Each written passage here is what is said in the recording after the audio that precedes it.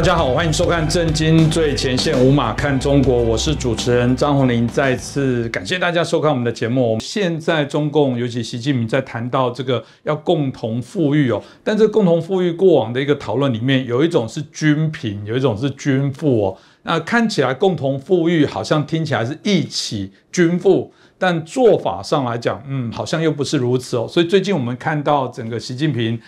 针对他原来的100年这种所谓消除贫穷啦，希望可以让大家成立小康的社会，到未来这个中共未来在下一个100年，希望建立这个所谓的新现代化的这种我们觉得不一样的中国的这些社会的一些结构，但这方法是对吗？它值得我们来信任吗？到底未来会出什么问题哦？我觉得这值得我们好好来讨论一下。那今天很开心，我们邀请到中国经济学家，也是旅美学者陈小龙博士哦，继续帮我们来谈论这个问题哦。陈老师你好。你好，观众朋友们大家好。是陈老师，我想这个问题，老实讲哦，在过往就一直有发生这样的一些状况，在做一些讨论但我觉得最近的宣示可能是更直白、更直接哦。因为过往啦，在邓小平，我记得最早提出的部分就是先富带动后富哦，然后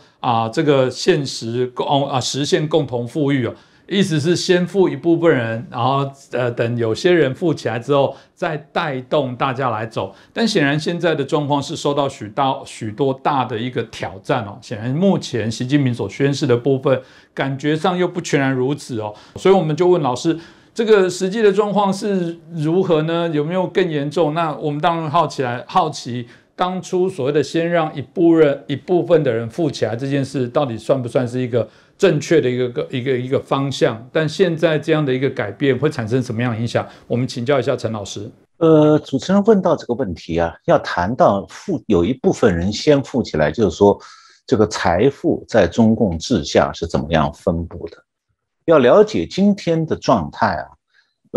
大家要先知道说中共毛泽东时代是如何的贫穷，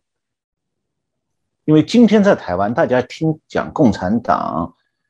已经听得快麻木了，好像共产党不过就是一个政治团体的名称而已。其实共产党的真实含义是说，它的宗旨就是共产，共产就是说要剥夺别人的财产，那是共产。他从来没有说共产党要改名哦。到毛泽东时代实际状况是什么样呢？就是你祖上留下田产，他要没收分给别人；你家里有金银珠宝，他要抄家拿走；你家里有房产，他要没收分给别人；你家有存款，他要逼你交出来没收。所以结果，中国到毛泽东死的时候，绝大部分家庭是没有什么财产的，更谈不上财富。在70年代末期，上个世纪70年代末期的时候，一个中国人家里有几百块钱存款，就算一笔很大的数字了。那个时候和台湾比起来，那简直卑微的可怜。那么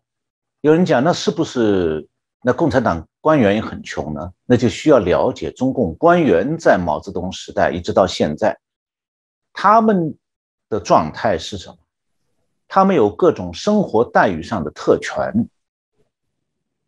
在毛泽东时代，他们特权不少的，工资也相对高，但是同样他们是没有财富的。所以我们今天讲到中国有一部分人先富起来，要先记住一点的就是，中国大陆和台湾不同的地方是说，毛泽东时代的中国是没有家庭财产的，没有家庭财富的。那台湾就不一样，因为祖上会留下来有房产、有地产，还有个人努力经营积累起来的资产。当然常常会一个人外表你是看不出来他有什么资产的。我记得上一次2019年我来台湾的时候，有一位计程车司机在车上聊天，他告诉我说他住在靠近木栅那边，这个祖上留下来的财产分给儿女，他就继承了上亿资产，那上亿台币。所以大陆人讲的这个财富有一点必须搞清楚，和财产继承基本上没有关系，因为他们的父辈基本上无财产可继承。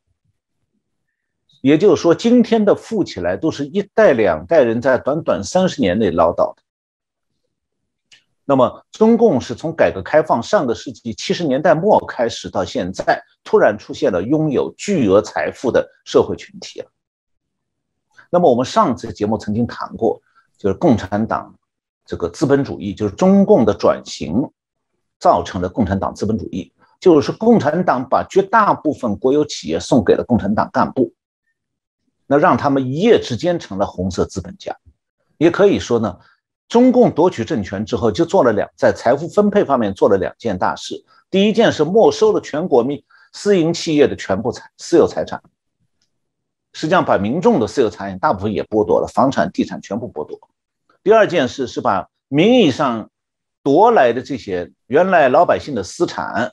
用国民共同占有的名义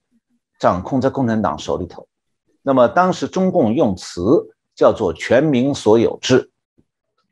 然后最后呢，到了私有化的时候，就改革以后97年的时候，他实际上又把这个所谓全民所有制的财产又送给共产党的各级官员。接下来我就讲一下把这个背景交代一下以后，我们就来看现在中国的财富分布到底什么状态。我下面介绍几个中国媒体报道的调查报告介绍的情形。那2015年中国日报11月28号有个报道，它是根据中国的西南财经大学有一个中国家庭金融调查和研究中心的调查结果。那么调查结果是说，2015年中国家庭平均资产是92万块人民币，其中将近70%是房产的市价，也就是说大概只有将近30万块人民币的存款算是中国家庭的平均的金融资产。那么这个调查上包括的这个资产范畴呢，范围包括金融资产、房产、工商业还有其他的资产。因为这个报道是没有介绍财富的分布，它只提供一个平均数。那么另外一个报告，2016年1月13号，中国的第一财经网介绍了北京大学有一个中国家庭追踪调查系统，他们发布了一个叫做《中国民生发展报告2015》。那这个调查指出呢，请大家记住我前面讲的话哦，1979年、1980年的时候，中国大部分家庭是没有财产、没有资产的。那么现在是中国到2015年的时候，中国顶端的1%的家庭占有全国1/3的财产。那顶端25%的家庭所拥有的财产只占全社会财产总量的1%。那么这个样本呢是蛮大的，包含25个省市、160个区县、14960个家庭，相当于15000个家庭的样本，非常大。那么他们做了一点分析，就是统计学上的因子分析，就是一个人究竟什么样状态下，哪些因子可能使他家庭财富多一些。结果发现说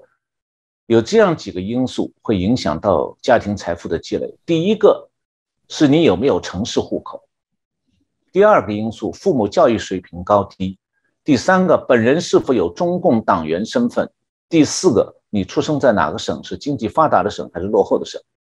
这几个因素都影响到中国城市家庭财富的积累。那么和台湾相比的话，可能只有父母教育水平这个因素与台湾有一点类似，也不见得，我不太了解，没有做这方面研究啊。就是在台湾父母教育因素是不是就一定是这个家庭财富积累的重要因素？但是有其他3个因素在台湾绝对不会发生。第一个是城市户口，大家要知道中国大陆的城市户口是不能够随便说你搬过去以后去登记一下你就变成这个城市的户口，是不可以的。那么你的这个户口取决于你母亲的户口在哪里。你母亲如果是乡村的户口，那么你这个小孩哪怕到城市读完大学以后，你也还算是老家母亲那边的户口。所以有没有大城市的户口，就是你是不是出生在大城市，家庭背景都在大城市，这是第一个因素。第二个因素是政治身份，你跟共产党的关系越近，你家钱越多，这个因素是最重要的。我想在台湾大概没有人听说你加入哪个党，你们家就一定发财哦。那么第三个，在中国还有个因素就是你出生的那个省是穷省还是富省。那么我想这样因素都在台湾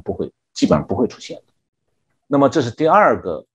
分析报告、调查报告。那第三个还有一个是2017年2月14号，凤凰国际智库，这中国的一个智库，他一篇文章介绍了瑞士信贷银行的研究院2016年11月发布的全球财富报告2016。那这份报告说呢，从2000年到2016年，就本世纪的前16年，中国人的平均财富从5670美元增长到22864美元，翻了2番。那么听起来这是平均数啊。统计学上讲平均数最大的问题在于说它掩盖了两极化的真相。你把一个家里财产0和家庭财产100万一平均，会说哎呀，这两个人的平均财产是50万哎。但问题是那全部是那个100万那个家庭带来的结果。那么中国这个瑞士信贷银行的研究报告说呢，中国的家庭财富总量从2000年以后的15年里头，从63000亿美金增长到23万亿，从6.3万亿美金增长到23万亿美金。那么同样的增长，这个幅度，美国用了33年，中共只用10几年。中共的超级富豪的增加更加惊人。这个报告说是2000年以来，全球超高净值的个人资产的数量是增长216%，增长216%就是2.16倍。那中共增长多少倍？中国的超高净值的个人资产的数量，15年当中，就本世纪前15年，中共增加了100倍。但是呢，这个报告也指出，2016年中国的财富状况出现3个下降。第一个是家庭财富总量7年来，就是从2009年到2016年，第一次下降2.8%，缩水6800亿美金。第二个是中国人平均财富7年来第一次下降3.7%。第三个，中国拥有的100万美元净资产以上的百万富翁，这个人数7年来第一次减少43000。那么他们的报告分析呢，说主要原因是股价下跌和人民币贬值。那么比方讲2016年中国的 A 股的市值蒸发了2.4万亿，那么人民币对美元的汇率呢贬值了6.8%。那么这个报告的资讯主要是关于中国有钱人资产缩水的状况，但他没有提到，其实2016年中国有另外一个因素造成这个国内的富人财产缩水，那就是当时这一年2015到2016年是中国有钱人把大笔资产集中转移到海外藏起来的一个高峰年，因此也造成这个群体在国内的资产减少。那么下面我想讲一下这个我们用这个富人资产的数字去判断这个财富的分布啊，往往会很难做国际上的比较。那么要评价一个国家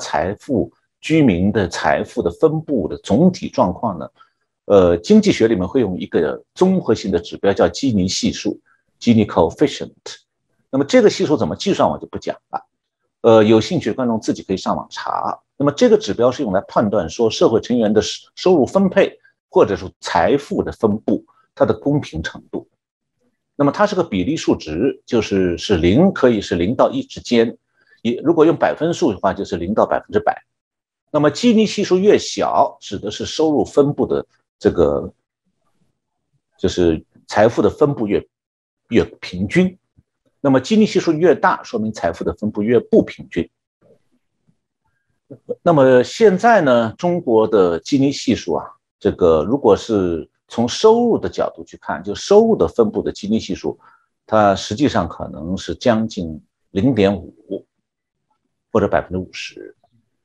那么今天我们重点是在谈财富的分布，那么就来讲财富分布的基尼系数。那么绝大部分国家的财富的分布的基尼系数都在0.6到0.8这个区间里头。那么财富分布的基尼系数在0.7左右的国家最多。那么丹麦和瑞士这两个国家超过0.8，那美国曾经达到过0.84。那么刚才提到的这个中国民生发展报告2015，就北京大学那个调查报告，它发布报告是2015年。那个报告说呢，中国的家庭财产基尼系数1995年是0.45，那个时候相对还算平均，但是这个1995年到2012年，从0.45就跳到0.73。那么这里我要讲一下这个数据怎么解读。中国1995年的财产基尼系数，那它是这个反映的是共产党还没有实行共产党资本主义的时候的那种状况，所以那个时候中国人的财富分布相对比较平均。那么然后呢，是1997年以后，中共实行国企全面的私有化，那么原来的公有资产就一大批落到红色资本家手里去了，那这批人就是白手变成富翁了。那到2012年的时候，从1997年到2012年，一下子这批富翁捞到的财富就把这个中国财产分布的基尼系数抬高到西方国家水平了。那有人说，简单对比一下西方和中国的财产的分布的基尼系数好像差不多，没什么异常啊。这里其实异常很明显，你要想一下才会明白。为什么呢？西方国家没有共产过，所以在西方国家没有说哪一个人可以没办法他去抢夺别人财产来致富啊。所以你只能是说家庭的财产经过家族几代十几代逐渐积累起来才能达到一定的规模。但是在中国1995年以前，几乎官员和民众都没有家庭财富啊。然后短短20年里头，有一群人就暴富到达到西方国家富人几十年上百年积累财富的程度。这样的财富积累是不是有点可疑呀？有点像强盗发横财啊。那么其中的奥秘呢，稍微想一下就会明白的一句话就是说，中共官员们的财富非偷即抢。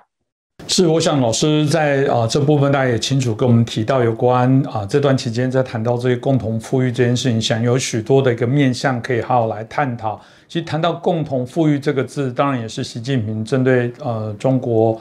接下来100年他们认为很重要的一个方向哦。那有人真特别算一下，这个习近平在说共同富裕的部分哦，从过往零星提到过去1年高达30多次哦，那到现在有记录哦，迄今为止已经讲了将近80多次，比例上越来越高哦。当然，我还是说，就像我开场提到的，这个字义没有人怀疑，名称很响亮啊，共同富裕这是多美好的这个大同世界那种味道啊。但问题是它是怎么样的方法跟手段来做执行哦？有人会比较说，这种所谓的看起来是一个非常美好的共同富裕，某种程度也是一个有可能叫做均贫的最终的一些结果。老师，我觉得就直接请教你，这个真的跟原来邓小平原来的想象的这种所谓的共同富有的部分，到底习近平跟邓小平有哪些差异？那刚一样的这样的走法，难道不会产生另外一波中共内部包含应该说中国整个社会内部会产生另外一波所谓的难以想象的阶级斗争呢？我先讲一下这个共同富裕这几个字，这个表面上字面上的含义。那么共同富裕它讲的是主要是结果了，但是它里面也暗示有一个过程，那最终还是要落在结果上的。但是人类社会其实从来都做不到共同富裕的，原因很简单，就是说不同的个体，每个人的体力、能力、生活选择会都不一样的，那每个人遇到的机会也都不一样。那么经过一段时间以后呢，不同的人他的经济收入会发生变化，会有差异。那是不可能说你挣钱一样和我挣钱一样，我们俩挣同样的钱，然后我们俩积蓄就一定要是一样，我们财富要是一样，那不可能啊，因为任何两个人的用钱方式也会不同。习惯于节省的人可能存钱多一点，那习惯于买时髦物品的人会存钱少一点，那开心就好啊。所以并不存在真正的结果上的共同富裕。那么社会科学里是不讲共同富裕这个词的，用的是社会公正。共同富裕其实是共产党的马克思主义的说法。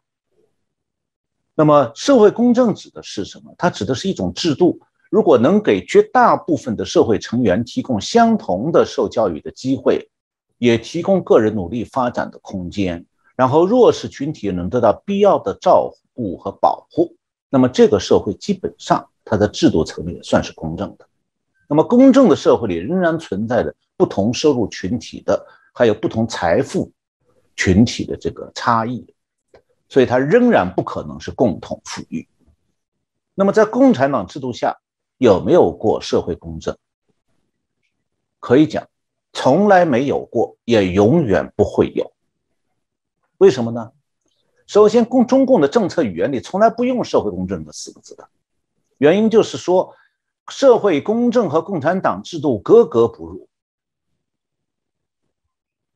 在台湾我们可能不容易想象共产党这个制度它为什么就天天喊社会主义，它怎么就不要社会公正？那我告诉大家，共产党这个制度就是反社会公正的。我下面介绍一下，共产党夺取政权以后第一件事是干什么？他和土匪的山寨一样，先论功行赏，按照你这个官员的级别给予特权。那么得到赏赐的人呢，不见得是能力强、文化程度高、受教育多，相反，不是的，很多得到赏赐的人、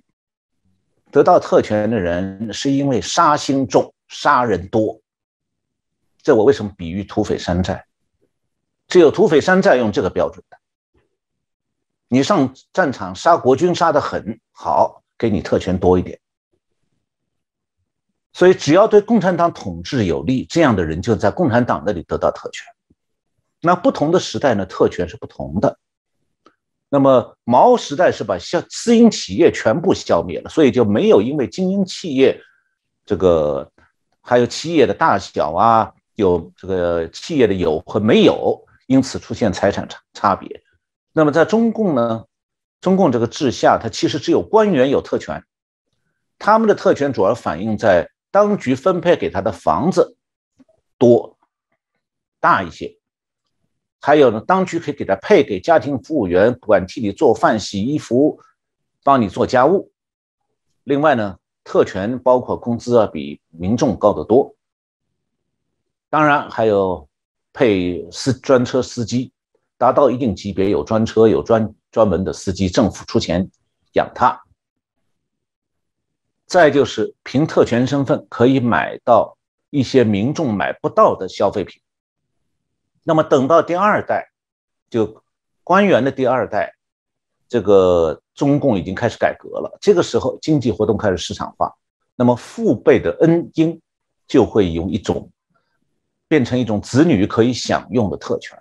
那么这些特权会给二代带来就业、进大学，在社会上混的种种好处，自然也带来财富。那我前一次节目里讲到过，说共产党国家转型出现3种模式：中欧模式、俄国模式和中国模式。那么怎么评价它好坏？哪一种好，哪种坏？那么我个人提出一种看法，就是用3个标准：第一个是透明，第二个是参与，第3个是公正。透明是指的说转型的决策过程、决策的内容、实施的结果是对社会大众公开的，还是由掌权者自己搞的黑箱作业？这第一个标准。第二个标准就是谁能够参与这场转型，是以小撮权贵还是社会大众？那么中共一向宣传讲说，在社会主义国家，这个人民是国家的主人，国有企业是全民所有制的企业。那么改变社会主义制度的时候，你好像共产党没有理由不让人民这个所谓的国家的主人，还有全民所有制企业的所有者们一起参加讨论吧？中共不许他们参加，只许黑箱作业，当官的关起门来偷偷的分，然后呢，把这些国家的主人、全民所有制企业的所有者们全部开除。中国叫下岗，就是让你们失业滚蛋回家，没饭吃。这是中共的做法。那么第3条标准就是这个转型的结果是不是公正。那么如果用这3条标准来比较这个中欧模式、俄国模式和中国模式呢，中欧模式显然是比中国模式要好很多。那中欧国家转型的过程比较透明的，然后社会各阶层能够充分参与转型的过程，然后转型的这个结果呢也比较符合社会公正的要求。那么在中国经济转型，我刚才提到决策完全是黑箱作业，公众不但不能参与，还必须要为腐败的精英买单，就为了让他们报复，你必须失业，你必须饿肚子，你必须上吊自杀。那么比较中国模式和俄国模式呢，俄国的经济转型政策基本上是透明的，那民众也有机会表达自己的意见，而中国的民众基本上蒙在鼓里头，更加谈不上参与。虽然2个国家都出现了红色精英的腐败，但是俄国经济转型它的结果比中国更加符合社会公正的要求。那么接下来大家会想过说，那共产党制度下是不是有过共同富裕啊？我想说从来没有过，也永远不会有。那原因有3个。第一个就是共产党是把别人的财产、土地、房产继续经营共产的时候，那个时候不是共同富裕那叫化私为共。我强调化私为共，这个共是共产党的共，不是化私为公是把别人的私产变成共产党的财产。所以这是他的社会主义的实质。那么第二就是共产党实行他的社会主义制度的时候，前提是用公共资源来维持官员的特权，那民众是既贫穷又受到中共的管束，他就根本没办法富裕，所以更不可能像官员那样获得特权。所以特权呢，就它本质来讲，本来就少数人才享受的待遇。所以现在的中共在官场上到此时此刻还有一句话，大陆人都很懂的，叫做你享受什么级别的待遇。这个意思就是特权待遇而且这个待遇叫享受某某级别的待遇，那就是恩赏的。那这种原因就导致一个结果，你能不能得恩赏，那是共同富裕吗？不可能的，那只能是少数人才有恩赏，有特权。第三，那中共改革以后是不是有可能共同富裕呢？只要官员的特权依然保留的情况下，那官员本人和亲属可以凭借权力捞取钱财，那民众你就只能辛辛苦苦积攒有限的一点财产，那这叫共同富裕吗？所以共同富裕在共产党制度下从来没有过，也永远不会有。那么这个时候有人讲说，那共产党为什么要宣传共同富裕？他讲的共同富裕包含哪些人？那共产党是不是在讲所有的社会群体共同富裕？我想把这点点穿了。共产党讲共同富裕的时候，里面有个圈套，那就是他讲的共同富裕讲的是你们普通民众，不是我们当官的。我们当官的不在共同富裕的范围内，因为我们早就富过了，我们和美国的富翁、瑞士的富翁一样富，所以我们不会和你共富裕的。我后面会讲到，当官的有多少钱财，那是国家机密，因为谁去打听我杀你头，就这么简单。这叫可能当官的和民众一起共同富裕吗？所以他讲这个话，共同富裕指的是普通民众，哄你们开心，绝不包含中共官员还有他们的亲属。换句话讲，中国的民众除了少数的私企大老板，谁也不敢想要和中共官员去共同富裕。那中共自己也从来没有考虑过他不可能让他的特权阶层为了什么与民众共同富裕而放弃特权我下面稍微简单讲几个小小的例子，就能明白共产党特权阶层的经济力和民众的差别在哪里。你民众要买一套房子，你只能按市场价贷款去买房子。那官员到了一定的级别，可以免费或者付很少的象征性一点钱得到宽大的住宅的。你不要去问为什么他有你没有，就是他有你没有，人家是特权。第二，生病了，民众就医，那医疗保险只覆盖很小一部分，剩下要自费的。所以每个普通家庭都要为了治病留下一笔存款，以备意外之需。那官员到了局级以上，不但是基本免费的公费医疗，而且级别越高，免费医疗的覆盖范围越大。我举一个例子，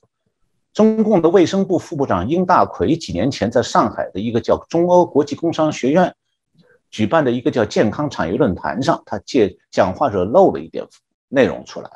他说，中国每年政府的医疗总开支当中，80%是花在党政干部身上，剩下20%用在10几亿人当中，就是你们共同富裕的那10几亿人，你们用20%，剩下80%医疗开支是一小撮党政干部用的。所以讲共同富裕的是从来没有说党政干部和普通国民享受同等医疗待遇，那要翻天了，那是要打倒共产党才做得到的。仅从这2点来看，在共产党制度下，那只要官员的特权永远存在，就不可能永远不可能有官员和民众的共同富裕。那么我也是上次节目讲到过，我在共产党国家转型的时候，如果私有化和市场化还有民主化同步的话，那民主化是会得到共产党一部分官员认同的。那俄国就是如此。那像中国这样的话，就是私有化和市场化是在共产党领导下实行的话，那么经济制度转型以后，共产党会全力以赴地消灭民主化思潮，绝不让民主化发生。因为对发了财的共产党干部来讲，民主化不仅仅意味着权势的丢失，更严重的是可能会脑袋搬家，家产超没，因为他们经不起民主制度下司法层面的财产来源调查。那么讲到中共的这个共同富裕，不包括中共官员，我可以讲一个很简单的证据，就是中共到现在只有在党内干部圈里秘密的做干部的家庭财产调查，比方中央委员，你们家有多少财产，各家向中央组织部写一份材料，中央组织部作为绝密保管起来，做什么用？打击政敌是用。但是相关资讯是绝不可以见诸于媒体，那是国家机密，绝不允许泄露给公众。那中共连自己的官员的财产都要严格保密，你相信他哪一天要和民众共同富裕吗？所以讲到这里，大家可以了解，中国讲的共同富裕是对所谓你们老百姓讲的，这个讲法本身就是一种宣传口号，但它是可能针对新兴的有钱群体，因为私企老板、明星这些人是变得有钱了，他们也是普通老百姓。那么中共要是想剥削他们，就是剥夺他们一部分财产，就像中共过去对付其他老百姓群体一样，没有什么难的。那主持人刚才问说，这样做法会不会带来上新的阶级斗争？那我觉得不会。那我用马克思主义它原本的字面上的观点来分析的话，阶级斗争对象是资产阶级。那么今天在中共，在中国，资产阶级在哪里呀？资产阶级在中共党内呀，在政治局、在中央委员会、在政治局常委里头，还有他们的亲属。那共产党可能会发动一场这个打击自己的运动，把没有钱的老百姓动员起来，把他们政治局常委们、政治局委员们、中央委员们一个个吊在树上吗？所以不会有这样的阶级斗争的。真正的阶级斗争，马克思主义讲的阶级斗争，中共是不会做的，因为他自己现在是资本家。但是呢，中共用共同富裕做口号，会煽动不少相信共产党价值观的民众，利用他们对有钱人的阶级敌视，支持中共打击私企老板和明星。这一点他正在做，而且已经取得某种他想要的社会效果。就我想老师刚刚提到的部分，应该值得我们好好去省思哦。因为的确，老师说过，在早期年代，中国那时候当我们大家都无产，因为刚开始过得非常的辛苦哦。但经过这数十年来，的确哦，这个是有人富起来的，但富起来的可能不只是企业家哦，富起来可能包含许多的中共的党员哦。那基本上，若以老师刚刚马克思的概念来讲，的确现在新的资产阶级反而就是这些中共的党员，甚至更多的一些高官哦。当然，即便老师刚刚这样提到，他不做阶级，不然会斗到他自己，但他还是找一些标靶。当我们看到，不管是这个蚂蚁金服哦，这个阿里巴巴集团，到这个腾讯捐了500亿来共同响应，那包含大家可能比较熟知的，我们很多年轻人，当然因为对娱乐圈比较关注，不管是范冰冰啦、郑爽啦、赵薇，引起许多在台湾内部都有很多的一些版面在讨论这件事情。有人说过，这一次基本上是这个杀父哦，这还不是只是劫哦。我们讲劫富是抢了，还留有他的金鸡母，让他还继续会抢，还有机会再赚钱。有人说他们现在的做法是有可能变成是杀父去济贫，但这个部分现在做法手段显然这个让我们觉得非常的惊讶，就是现在这种第三次重新再做分配，有人也说过了，这个习近平看起来有人分析，他不是在分蛋糕哦，他事实上是把蛋糕占为己有，那甚至想要把这个蛋糕给吃了。老师怎么看呢？我举一个小例子，2019年我去台湾的时候在政大参加了一个讨论会，然后散会是晚上。有一位台商找我说，我想到大陆去投资游戏，这个机会怎么样？我说，游戏这个产业好像比较容易做，那应该不会有问题了。但是现在有问题了，就是刚刚中共又宣布要打击另外一个新行业，就是电动游戏行业。这行业规定，这新的规定是说，今后所有的网络游戏公司，这个对未成年用户，每周只许周五、周六、周日和法定假日服务提供晚上8点到9点1个小时的上网游戏，多了。还有就是要实名制，不许冒充名字去上网打游戏，要监督，要检查。那去年中国的游戏产业市场呢是2787亿，不小的一个市场，能赚不少钱哦。而且去年成长21%，中共这一道禁令下来，这个行业就要没落。所以我不知道当年我碰到那位想去投资游戏产业的这个台商去了没有？如果去了，现在就要后悔了。那么这些行动就是主持人讲到的，包括打击这个像演艺圈里面的郑爽还有赵薇这个吴亦凡这些全部被封杀。那么这个是娱乐圈，还有像这个阿里巴巴还有腾讯都受到打击。再就是像中共突然宣布取消在美国上市这个网约车，这个叫滴滴这个公司，它的这个手机应用，那取消手机应用，它就没有办法再提供服务，也赚不了1分钱，所以公司也快完了。那么这些行动看起来在中国都是这个一事一议，表面上不用相同的理由，也没有表面上没有什么共性，但每项行动就像主持人讲的都引起震动。那么这个是不是和中共讲的这个新说法第3次分配有关系？因为第3次分配讲起来说是要帮助低收入地区和低收入人群那么在现代经济制度之下，民众的收入还有他们的投资收益是通过市场机制来决定的。那么这个叫做初次分配。那么第2次分配呢，就是说政府介入进来，这个为了实现社会公正，通过税收和社会福利来调整初次分配。那么这个是成为第2次分配。那么还有第3次分配，我上面讲这个1、2、3都算是在自由经济民主国家都算是合法。第3种就是个人或者机构自己做捐书，那么为低收入阶层提供民间自发的帮助。那么中共刚才上面讲的这些行动算是哪一种算第3次分配吗？中共把它说成是第3次分配，但第3次分配本来应该是民间自发办的，和政府没关系啊。你如果捐书变成政府强制的要求，或者政府对企业用各种借口罚款，把钱罚到政府口袋去，那就不是民间的自发捐助了，那是政府行为啊。所以我觉得这个政府用行政干预来左右企业和民心的活动，然后政府取得罚金，这个其实是共产党国家独有的，我把它叫做第4次分配。什么意思？就是政府在正常税收之外，再从企业那里直接间接的把企业的经济收益转移到其他政府的口袋去，或者转移到政府要去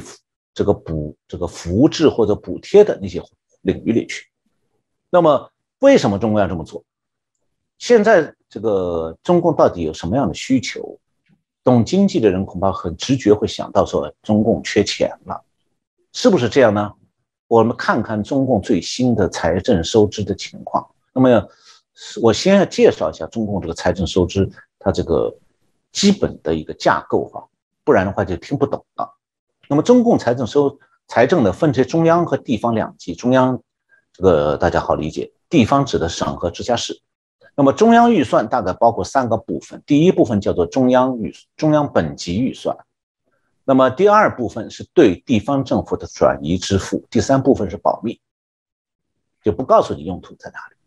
那么以去年的中共的中央预算的支出来看，这个中央预算呢，2020年的总支出是这个11兆9451亿人民币，其中中央本级的公开支出，我讲的公开支出是相对于那个保密的部分那公开支出占24%，然后70%是中央财政转移给地方政府，还有6%是保密支出。那么这样一个支出背景的这个概念是什么呢？就是说中国31个省市大部分都靠中央政府补贴活的。那么由于地方财政发债的数量受到中央政府的控制，所以地方缺钱呢，主要靠卖地去补充，也就是说土地财政成了地方政府的主要财源。那么这样的话，所谓缺钱对地方政府来讲，就是说房地产泡沫会不会破的问题。因为房价一旦下跌，房地产公司就没办法再大规模买地盖房子，那么地方财政财源就枯竭。所以呢，这个局面只要存在一天，是地方财政就会担心房地产市场崩盘。那地方政府还有一个财源，那就向中央伸手要钱。我刚刚讲了，中央级的这个预算70%是给地方政府的，那么地方政府缺钱就会转化成中央财政吃紧，因为25个省以上，就一共31个省市，有25个到26个都指望中央财政拨款，增加拨款。所以呢，看中共是不是缺钱，首先是重点是看中央财政是不是缺钱。那么中央财政是什么情况呢？从2020年开始，中共已经公开提出来，各级财政要过紧日子，也就是说缺钱了。那么从2020年的这个疫情严重冲击呢，当然它冲击经济以后会让中国财政吃紧的。那么今年疫情相对已经缓解了，虽然又有一点反复，但是没有那么全国性的那么严重。那么在这个状态下，中共今年提出2条新的财政政策，一条是中央本级支出只减不增，而且是总数要比去年降0.2%。那么这是什么概念呢？就是说今年的通货膨胀中国已经相当高，5%到10%，虽然官方公布是很低了，那是假的。那么在这种情况下，要求中央本级支出下降0.2%，就意味着它的中央财政资金的实际购买力下降5%以上。那么另外一条就是中央财政今年新的规定是，政府各部门非急需、非刚性支出必须砍一半。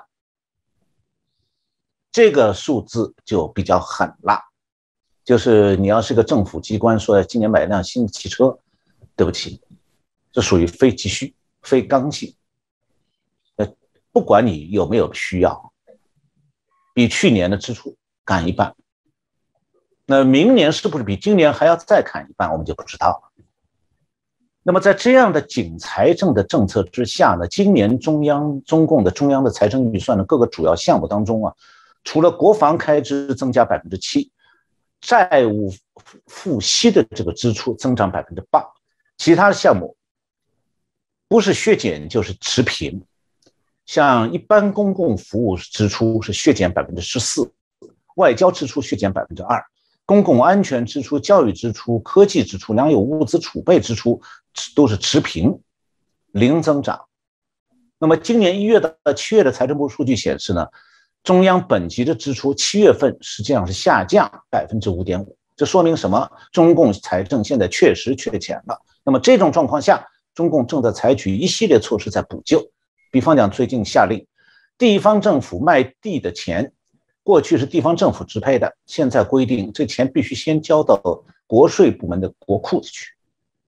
名义上还算地方政府的钱，但是使用的时候可能你要向国库申请。那这样做的目的是什么呢？就地方政府卖地的收入在国库中提供一种周转金的作用。就国库空虚，那么你们地方卖地的时候，我先抓过来，我先用掉，然后你找我要钱的时候，我再考虑给你还是不给你，因为本来你都是我的下级。所以正常税收不足的时候，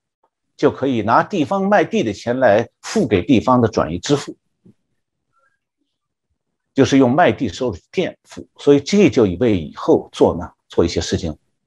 埋下伏笔了。比方讲，地方政府将来想动用它卖地收入的时候，国库就可以找各种借口加强监管，然后扣留了一部分中央财政用。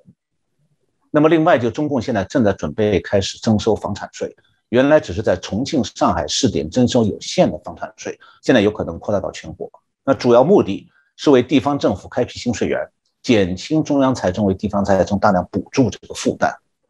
那么，所以在这里讲的为财政缺钱所做的补救措施，我们都是在税收和地方政府基金管理的范围内，仍然还算是第二次分配。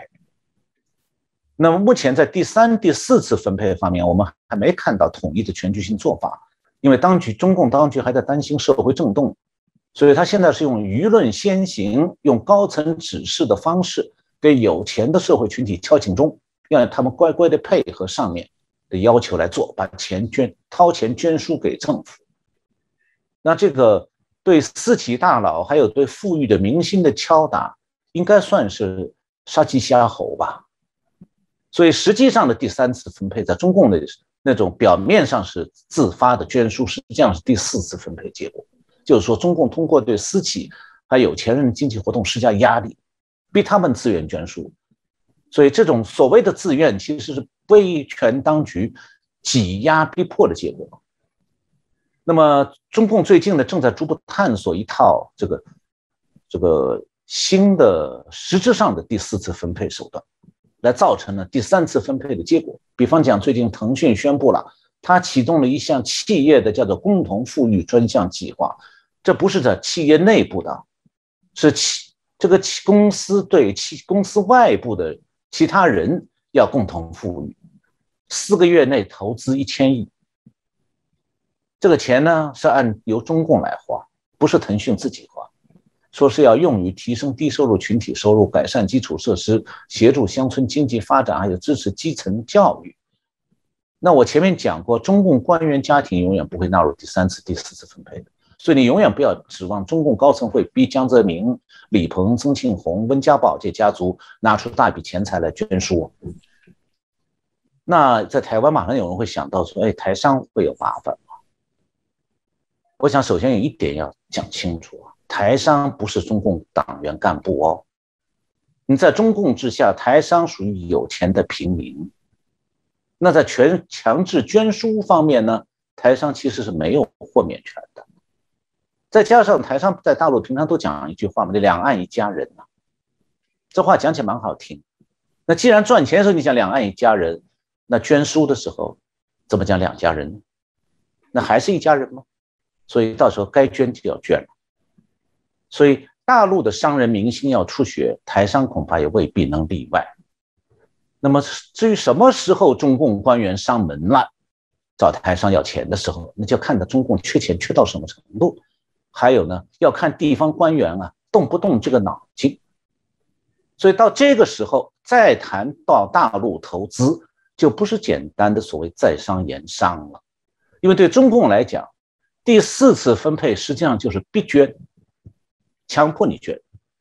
这种逼捐本来就是中共治下的商业管控规则，人家做的还蛮漂亮哎，人家是要你捐款，没有说抢你的，但他和抢一样的啦。但你跟他有道理好讲吗？没道理好讲。所以以前有人讲说共产党兴共产哦，很多台上讲不会啊，没有啊，那人家对改革啦，对我蛮好啊，那台上是不明白了。那是共产党日子过得好的时候，或者他对台上也用得到的时候，他是对你蛮好。但他日子不好过了，缺钱了，你就要看他到底姓什么了。中共日子过得下去的时候，或者对未来比较有信心的时候，他当然懂得刚才主持人讲的养鸡下蛋。但是日子过不下去的时候，他就不在乎杀鸡取蛋了的。那还有一种情况，他也会杀鸡取蛋，那就是中共他认为说他自己的统治需要，就要把鸡都杀光。那毛泽东时代和斯大林时代就是这样做的，通过把共产，我把它叫做这个有人说是公有化，其实是共产化，把落到共产党手里去了，并不是10几亿老百姓人人有份，没份，只有共产党有份，就把全国的私营企业、个人的生意，还有个人的耕作的土地全部消灭了。所以总的来讲，在夺人钱财方面，共产党是坐不改姓，行不改名啊，人家就是叫姓共产，而且只能是他共你的产。那么中共不是一向强调维稳吗？很多人没有想，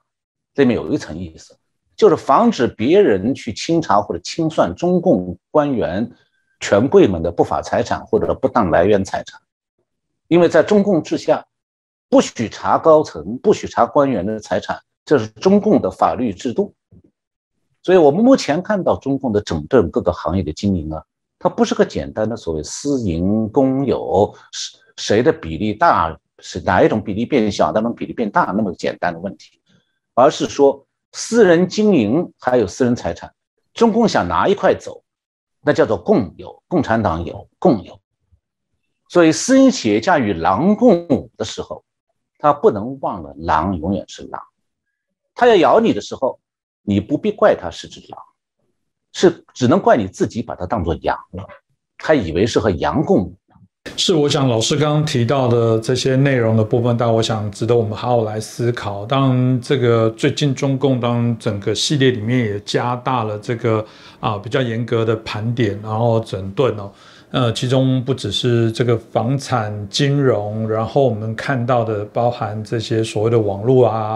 游戏，老师刚才也提到过，基本上特别的一个是所谓的教培机构了。简单的讲，就是我们在台湾来讲比较熟知的，可能很多的一些补习班相对的部分也许都可以算是这一类了。可这些整顿包含到补教业，老师你怎么看这些发展的状况呢？确实啊，中共现在正在做的事情，很多局外人不容易看透。那么比方讲，刚才主持人提到这个校外培训，这个行业和台湾补习班就是一样的，同一种性质。但是台湾的补习班和它不同，台湾好像没有什么全台湾统一性的这个培训公司。那中国现在这个已经补习行业变成一个全国的商业化经营，甚至在美国都上市。那么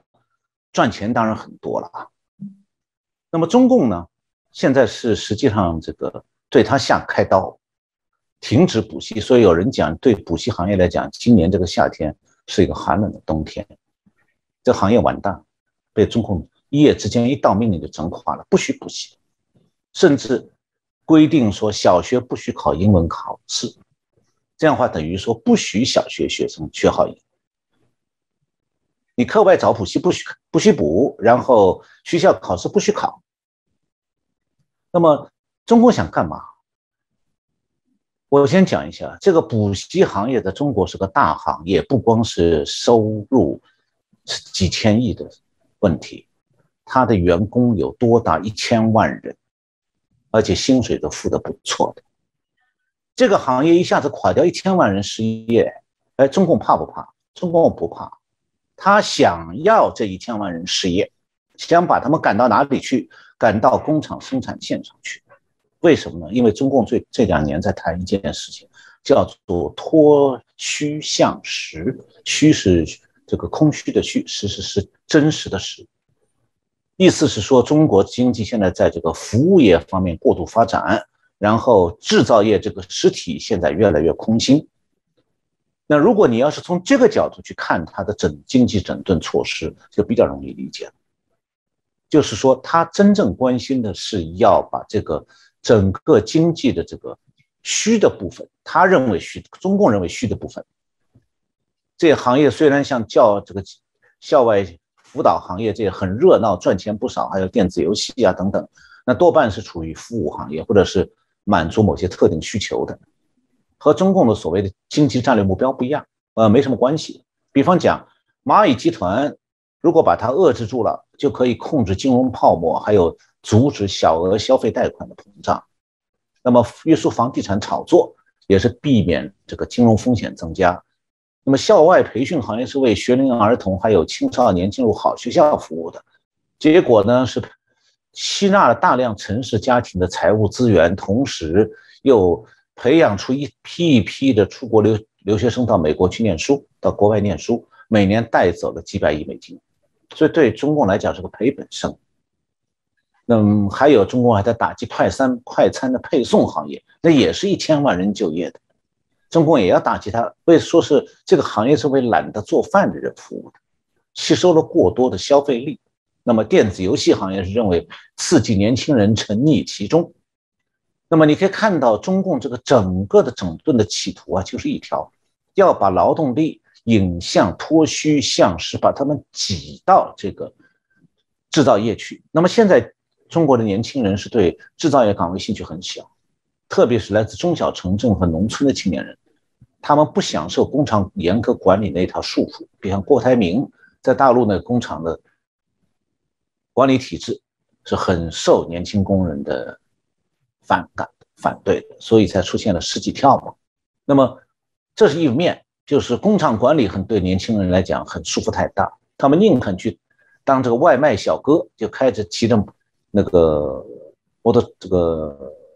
电动车去给人送快餐，也不愿意去到工厂上班。那么这样的话呢，现在中国的珠江三角洲、长江三角洲很多工厂的企业，包括台商工厂的企业，现在招人都不容易，工资在不断的上涨，你不涨工资都招不到人，涨了工资也找不到人。所以中共现在想的是，再涨工资这些工厂要垮掉了，怎么办？我把你们原来就业的那个行业的老板头上开几刀，把你老板砍倒了，你们也就丢了饭碗。丢了饭碗，你要活下去，你就只好到制造业工厂去。这个办法呢，就是中共现在这套就经济整顿背后，他在做就业整顿。就共产党的手永远对各种活动，你说它是市场经济，它随便就可以砍的。大家记住，共产党第一是要共产的，第二是他要专政的，这都在他专政的范围内，他想怎么砍。你见过中国那1000万校外培训的就业人员现在全体集体失业，上街游行抗议过吗？他们乖极了，没有一个人连在微信上发句牢骚都是不敢的，这就叫专政的效果。中共不担心这个问题。是，我想老师谈完之后，我们对于现在这个发展当然就会更为清楚哦。其实，我自己也一直感受很深啊，就是说，我们一直在谈一个社会制度哦，尤其是在我们节目当中，当然会谈到自由主义，我们在谈到资本，在谈到共产主义、社会主义的这些拉拔。我常讲说，老实讲，社会的现象一定都层出不穷。我觉得没有办法所有的人都一样均等的这机会，有人生下来可能就甚至有一些身心的一些缺陷哦、缺憾，老天爷就是这么不公平。但我们有时候在看一个社会制度，看到他的是他能不能受到一个最基本、最低就底层次的这些共同应该有的照顾。我们在谈到的是经过努力阶级会不会流动。如果我今天努力阶级都不能流动，我今天投注的心血最后随时有可能被人家莫名其妙的拿走。这我想谁会努力？这也难怪中国大陆现在很多躺平族，因为我不要努力啊，我努力干嘛？那就反正我在努力，最终的结果可能就看到被人家这个劫富去济贫甚至是杀富去济贫。那我为什么还要做努力？我觉得这东西都是许多我觉得必须去做一些思考。今天很谢谢我们陈小龙博士那再次感谢大家，也再次谢谢陈小龙博士。谢谢洪明兄，谢谢各位观众朋友们收看我们节目。